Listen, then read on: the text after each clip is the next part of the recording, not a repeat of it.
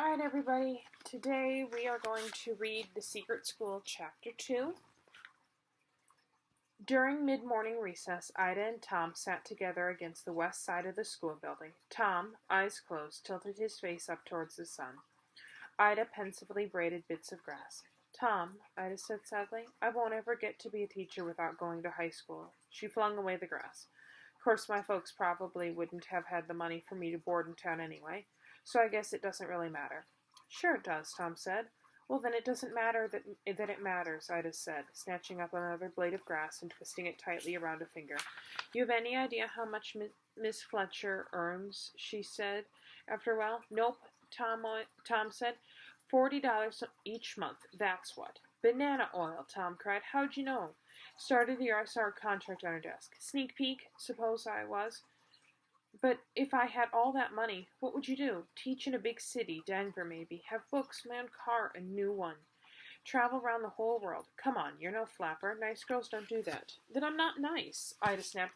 What about your electricity and radio? Not likely you'll do much of that unless you get yourself some high school learning. I know, Tom agreed. He gazed out at the mountains that ringed Elk Valley.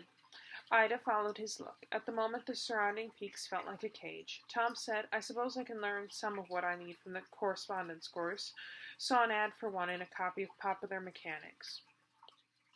Remember how Miss Fletcher told us weeks ago the exams were hard, Ida said.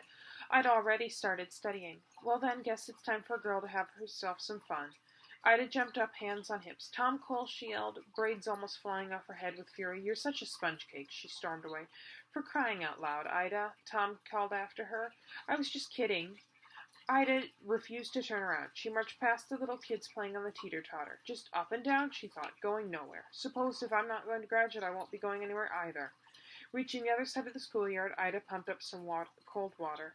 As she drank from the tin cup that hung there from a string, Miss Fletcher opened the schoolhouse door. Ida, please come in, she called. I'd like to talk to you. Not at all sure she wanted to talk, Ida went into the schoolhouse and sat down on the front row bench. Miss Fletcher took her place behind her desk. For a moment they sat in silence. I wanted you to know how sorry I am, Miss Fletcher finally said. I know how much you were set on going to high school. It's not your fault, Ida conceded. Anyway, maybe your mother will get better soon so you can come back real quick. Miss Fletcher shook her head. Ida, she's had a stroke. Even if she does recover, more than likely I'll need to stay and take care of her. Ida averted her eyes. I suppose it's selfish in me, Miss Fletcher, she said, once again resisting tears, but I so wanted to go on and be a teacher, like you. Miss Fletcher managed to smile. Ida, how long have I been your teacher? 5 years, and you've been my best pupil. Even if you put it off a while, you'll make a fine teacher. Ida stared at her hands. But I can't wait. You see, at our farm, it's been a good year. My folks said if I passed and if I found a family that I could board with in town, I could continue my schooling. They might not be able to afford that this year. She looked up. Miss Fletcher, I love my parents. I just don't want to be a sheep farmer my whole life.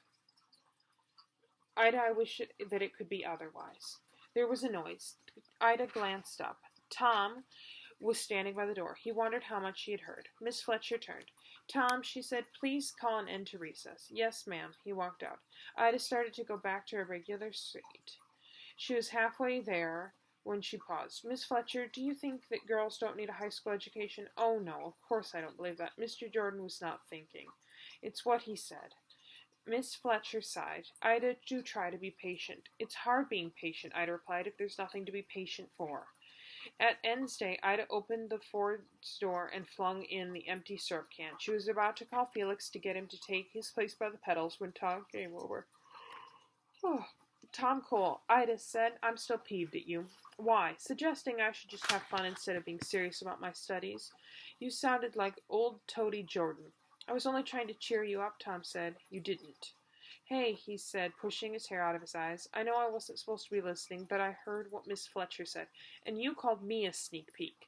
Said you'd be a good teacher. Never going to get the chance, Ida said. I thought of a way you could. How? You could become our teacher. Ida stared at him.